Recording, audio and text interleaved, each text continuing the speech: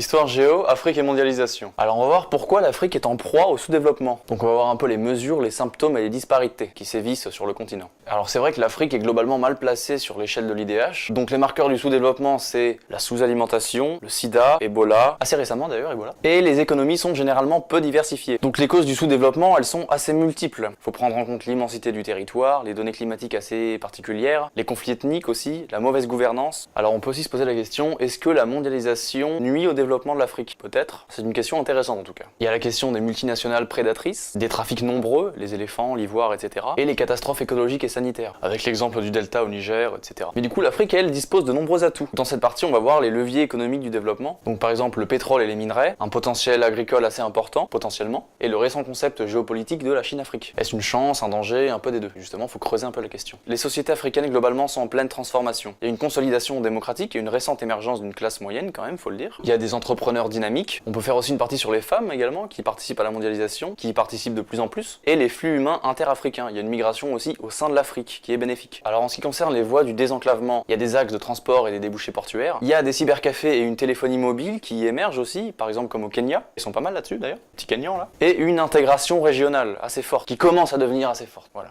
Et du coup, effectivement, la mondialisation, elle crée des disparités au sein de l'Afrique. L'Afrique du Sud, par exemple, c'est quand même un moteur de la mondialisation. C'est un exemple à suivre pour beaucoup de pays africains. Elle a une économie assez diversifiée, etc. Pas mal d'atouts, quoi, l'Afrique du Sud. Alors on a le cas du Nigeria aussi, avec le pétrole, par exemple, ou le Nollywood, c'est le cinéma du Nigeria. Nollywood, Bollywood, petite référence. On a aussi l'exemple de Johannesburg ou du Lagos, qui sont vraiment deux villes très importantes en Afrique, des capitales africaines, on peut le dire. Et on a évidemment aussi l'Afrique du Nord, le Maghreb, du côté de la Méditerranée. Maghreb dont il faut parler. Par exemple, entre la Tunisie et la Somalie, il n'y a rien à voir. Et c'est tous les deux des pays africains. Donc il y a quand même des grosses différences au sein même de l'Afrique. Donc effectivement, il y a une émergence fragile pour certains pays qui persistent dans le sous-développement malheureusement. Et même la métropolisation des grandes villes comme Johannesburg ou du Lagos est assez anarchique. Donc voilà, il y a aussi le côté l'Afrique des PMA, entre enclavement et zones grises, le Sahel, Sahara, etc. Donc pour conclure, il fallait insister sur la diversité des situations à l'image de tous les continents émergents. Diversité de mondialisation entre les États, au sein même d'un État et au sein même d'une mégalopole. Et si vous aviez parlé de tout ça, c'était à peu près ce qu'il fallait dire. Donc voilà, j'espère que vous avez réussi. Et du coup, je vous donne rendez-vous sur studirama.com pour voir tous les corrigés détaillés des épreuves du bac d'histoire. Allez, à plus. Tu m'as réqué? Super, je te remercie.